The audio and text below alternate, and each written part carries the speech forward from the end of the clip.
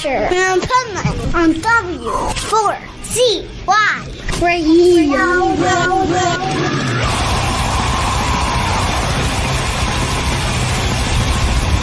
This is the Pipeman here on the Adventures of Pipeman W4CY Radio, and I'm very excited about our next guest because I don't know, I didn't put two and two together till recently, but I was up in Montreal for Warped Tour, and their publicist was talking to me about their band, and there's so much like weird similarity going on. Because first of all, as soon as I see their new single, I know exactly where they are. So let's welcome to the show, Cut the Cord. How are you? Hey, man. Great. Thank you for having me. My pleasure. I mean, listen, first thing I thought of when I saw about your debut single is going to Fun Depot. Yeah, I forget it's out that way, isn't it? Yeah, right off of 95 right there. And it's funny, we were just talking a little bit before the interview about the weather. And yes, my studio during this time of year, we have a power outage and an internet outage every single day, you know, and I was just chasing a chair from flying off my balcony a few minutes before the interview. Yeah, I work in restaurants, so when the rain comes, I go, all right, well, I'm not making much today. So it just is. Yeah, right. Yeah. Exactly. South Florida life. But yeah, and so my studios up until recently were in Wellington for 20 years, so next door neighbor to you. Nice. And now they're in Palm Beach Gardens because I moved away from the west to get closer to the ocean and away from the more storms, because Wellington, that's like a black cloud. It's like Linus. Yeah. Well, you're closer to me now. I'm actually in Gardens. Oh, there you go. So like I live on Singer Island. My studios are in the Gardens. So yeah. Nice. And then it's so funny around here what you bump into accidentally, because like I had to go to Montreal to find out about your band. Okay. And I'm actually really good friends with Paul's mom, Denise, from Fame on Fire. Oh, nice. And it's funny because I do a lot of the festivals, like all the Wimmer festivals, and obviously Welcome to Rockville. And so one day I was in Yard House here in the Gardens.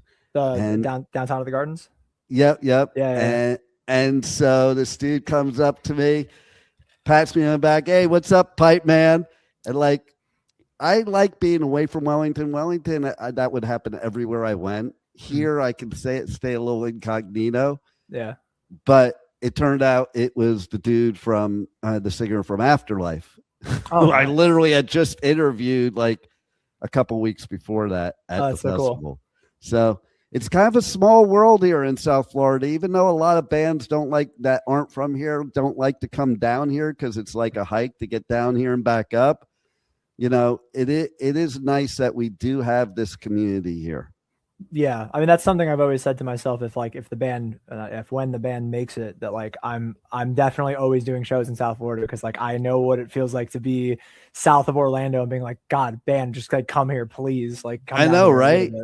It used to be cool when we had the buzz here, but ever since then, like I remember. One week I was doing one of the festivals and Slipknot was headlining and there was like 100,000 people. And the next week I was covering their show at the amphitheater here in West Palm Beach and there were 5,000 people.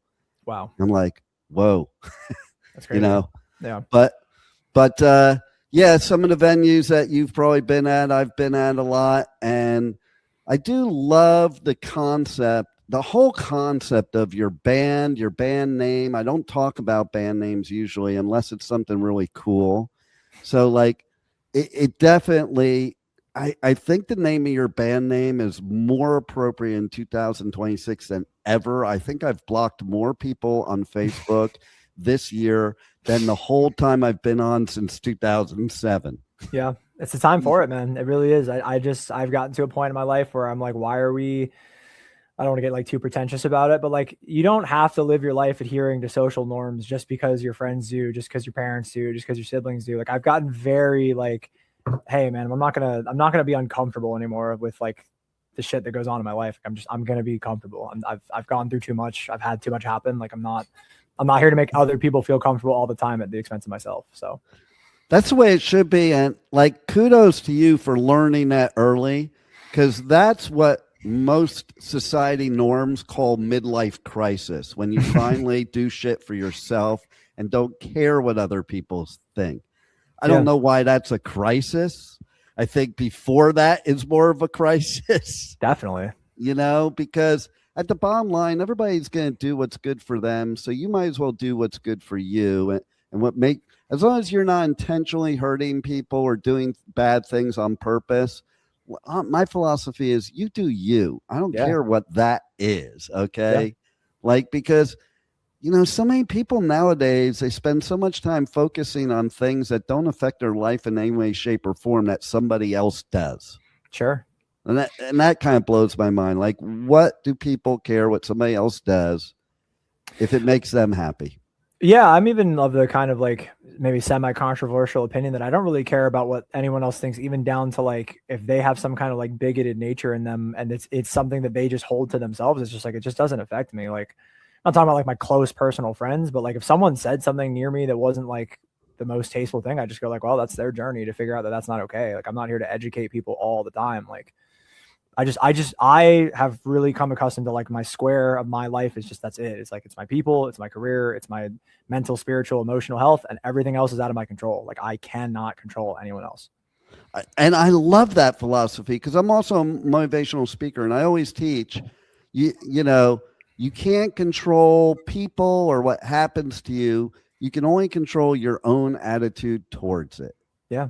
You know, and so many people, like, they get upset about things that they can't control or change. Just like what you said, I don't even think what you said was controversial. I think it's good mental health, because you're not going to change people's mind most of the time. So you just get frustrated. It doesn't help anybody. It only makes everybody upset. And like I said, just do you.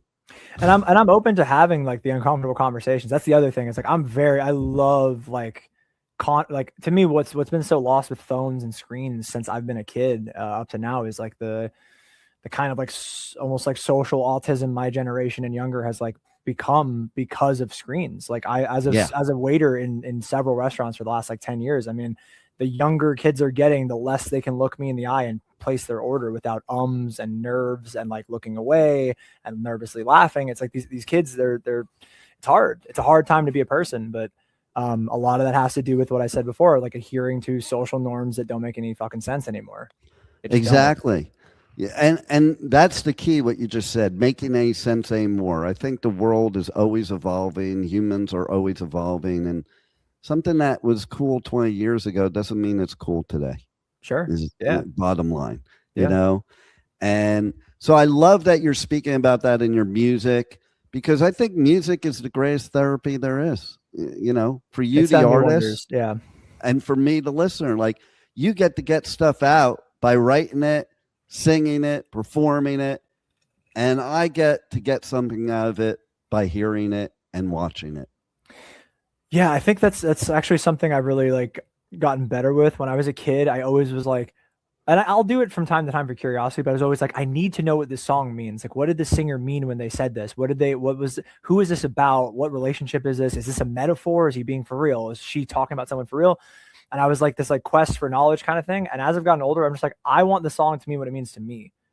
Like, I've heard that before. I don't know who said it, but it's like, once I release the song, it is the listener's song. It's no longer my song. So the coolest bands say that. I had a couple at Warped Tour that said that in interviews. You know, it's the bands that the artists that they want you to get the same thing out of it. Like, maybe somebody won't, as long as they get something out of it. If it makes them feel good, let people put their own meaning to it. Sure. You're playing your own meaning, putting it out there. They're not stopping that. And you know what? It doesn't need to be the same meaning. And I do agree with your having those conversations. I think we learn a lot more from people we disagree with than who we agree with. And I'll even go a step farther of, that's the only way that you could have any kind of influence over somebody, is listening to them and maybe showing them that maybe that, and not showing them physically, but just how you act. Yeah. But that may not be the case. I'm a Jew. I've literally sat down and had a conversation with a neo-Nazi and basically asked, like, why do you feel that way you do? And, what I learned is this person was just locked in a bubble that only was influenced by the people and never even had an experience with a Jew. So, he would say certain things. And I'm like, well, do you see me acting like that? Right. And he was probably my thing with people you disagree with that I've really learned as I've gotten older, because I have beliefs on like kind of both sides of the spectrum. I don't really think there's actually one or the other. I really hate the like two-party belief. I think it's really I love that you're saying that. Yeah. I think my generation's waking up to this shit, because it's so like it doesn't make any sense that there's only two options and you're good if you choose one and bad if you choose the other. I don't buy that. Life is way more gray than that. It's way more. Yeah. So when I disagree with someone, what I also kind of have found in my age now is that like everything that's a belief is really just limited amount of information that they were given at a certain time of their life by certain people with certain parents and certain environmental factors. So to cast judgment that they're a bad person, again, that sounds really rough. He's a neo-Nazi. I mean, that anyone would be like, that's a bad guy for sure. But, it could just be a lost kid that gets into the wrong crowd with the wrong internet, lack of leadership. And then he's just like, yeah, whatever about Jews or blacks, whatever. It's like, it's not that hard to end up there. It's not as hard as you might think. So there's just because I didn't attack him and because I listened and then had a conversation, he did change his viewpoints. You're not going to change people's viewpoints arguing with them. Finger wagging has gotten no one anywhere forever. I mean, I don't know the last time someone talked down to me and I went, they're right, I'm going to change. It's like I've never it's never even if worked. you think they're right, you're not going to fess up to it. The only time someone agrees with you when you're finger pointing at them is so that they get you to shut up and stop talking about it. They are not agreeing with you because you change their mind. It's never happened in mine. It's never happened in my life. No doubt. I don't think it's happened in anybody's life. And I love what you said about the two-party, because I'm all about that. I don't think you need to be left, right, upside down, whatever. You could be a little bit of both. I think it depends on certain things. And I think, being locked in, even with music, like when I was in the 80s, you either could go to metal shows or punk shows. You couldn't do both. And I always thought that was stupid. I liked both. Why couldn't I go? And that's what's cool about now with music, is that we can have all that going on. That's why I disagree when people are like, music today is so awful. I'm like, yeah, maybe top 40 is a little annoying, but this is the best time to be a music fan ever, because you could go back as far as classical and come up to hyper pop and like modern rap and modern metal and modern house and modern EDM. It's like, how could today be worse? You have the most choice. You can find yourself in any kind of music now, whereas before you were limited to the money you had for CDs, vinyls, Walkmans, the shows that were near you. And now I travel out of state all the time for shows. It's like, this is the best time to be a music fan in the world. I hate that argument. It's so stupid. No doubt. And I love your music too. So, but I love how it is that it's both therapy and it's great music. So tell me more about the new album you're going to be dropping. You got the new single. Tell me more about the new album. I want to tell you too, one of the things I love that I checked out is that you had actually, as an intro, when intros aren't even cool anymore, that you had intro that was your therapist. Yeah. That is the coolest shit ever to me. Thank you. Yeah, it's funny. I wrote an instrumental track like years ago in the first band, and I remember being like, I think I'm gonna make the first track on the next project an instrumental thing. And I had a friend be like, really? That seems like so lame. Like, what if someone turns on the album for the first time, they don't want an instrumental track? I go, they're listening to the wrong band. So like when this project drops, I imagine that people will not listen to the project front to back all the time because they may not want to hear the spoken word thing, but it was important to me. And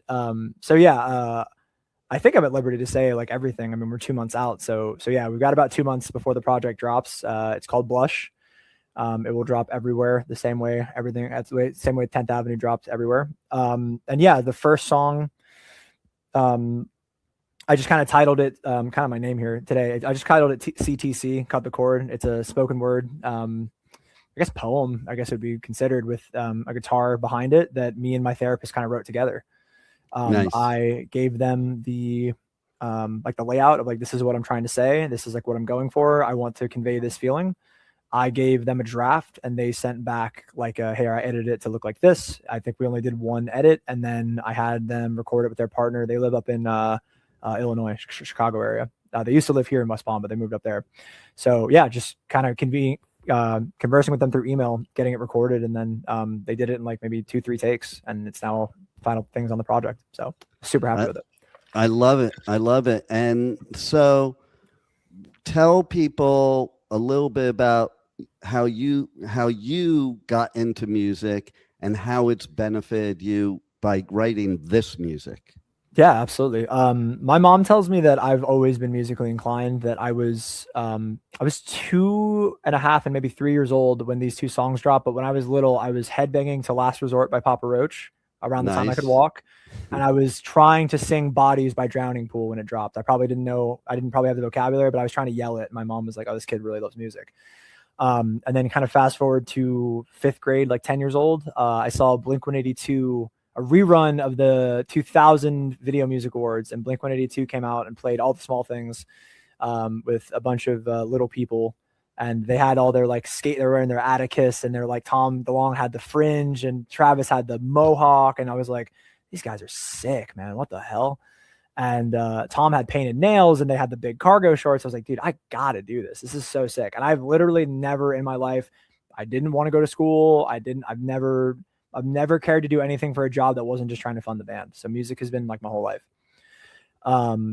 And I think the way I think coming to this project now, what's so great is that I was in a band for a long time where I was, and this is maybe going to give like the wrong impression of me, but like it was a little more democratic. So like I had to bring something to 3 other people, where one of them would always kind of vote like, yeah, that's fine. The other 2, I always kind of had these issues with, of like creative control. And they're not in my head, so I understand it. Like they don't see the vision, but I'm like, guys, you gotta try. I've been playing music the longest of the 4 of us. Like you gotta trust me. Like I'm the voice. You gotta trust me. I didn't have any trust there. So when it came to cut the cord, I'm the only member like on paper, and like I hire guys for live. And this is a lot easier because I get to go, hey, you're playing this part, because I know what vibe I can create and what emotion I'm pulling out of it. So this project is just like that. I recorded both guitars and the bass, and then programmed the drums with Jacob at Boardwalk. And that control is so great because I get to just be like, no, this part is supposed to be slow. This part is supposed to be this. Like in my body, this is how I feel this music is supposed to be. And it's really, I'm very, very proud of these songs. I think that makes you a better musician in the respect of that you can have the passion for what you're doing and not feel that you're doing anything less than what you would do on your own. And that's how you attract your tribe, which includes the people that play with you, but also your audience, by being authentic. So tell everybody how they can reach out to you on socials, connect with you, and then also get the EP when it drops. It drops on October 23rd. Yes. So that's cool. That's close to my birthday. Nice. So, yeah, same. It's the week of my birthday. I'll be 28, like 5 days later. So nice. Yeah. We're Cut the Cord . I think on both TikTok and Instagram. We post mostly on Instagram for like announcements and stuff, but we're gonna get a little more active on both. Mostly Instagram is where I'm on. That's where my manager kind of handles things too. Blush drops October 23rd. It'll have the song that's out, 10th Avenue, and it'll have some other things on it, like the spoken word intro we talked about. And we just have as many, like, we're trying to just book shows now. We're just trying to be like out and about as much as we can. Our first show will be Swampgrass, Willys, and Palm Beach Gardens a month from today, actually, September 26th. So come out, support. That's so funny because I was just talking to somebody else that's going to be playing there too. I know the owner there.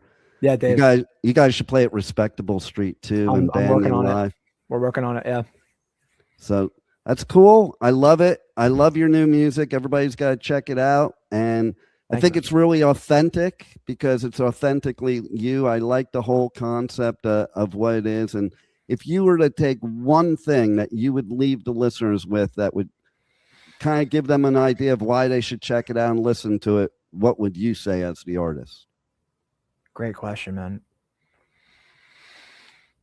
I think if you're looking for someone who is so willing to be open and vulnerable, even if you don't like the music, like let's say you don't love like rock music or like fast, kind of punkish, whatever, my voice, like even if you don't love it, if you're looking for an artist who's not like, I'm not like corporately ran, I'm not trying to push an agenda, I'm not paid by anyone, I'm self-funded, like you're looking for like an authentic person, you were looking at my room where I write all my songs. This black guitar, I wrote every song you're going to hear from Cut the Chords written on this, in this room. I've lived in this room my whole life. I am me. Like I've always been me. And I actually feel more like myself at 27 than I ever have before. So like, I think if you're just looking for authenticity in music, I'm trying to be that guy. I'm never trying to write something that I don't feel. Well, I love that, because that's punk in and of itself. Doesn't even matter what the music is. That's punk right there. Exactly. And you're a true musician and a true punk. So thanks for giving that to us, and thanks for being on the Adventures of Pipeman. Dude, thank you so much. I'll run into you at Yard House. I'll say what's up. There you go. Or any of the other venues around there. Maybe I'll see you if I'm around at Swampgrass. Come to Swamp. I'll get you in for free, man. Please. I would love to have you. Sounds good. Yeah, have a good one, brother. You too, brother. Thank you so much. Thank you for listening to the Adventures of Pipeman on W4CY Radio.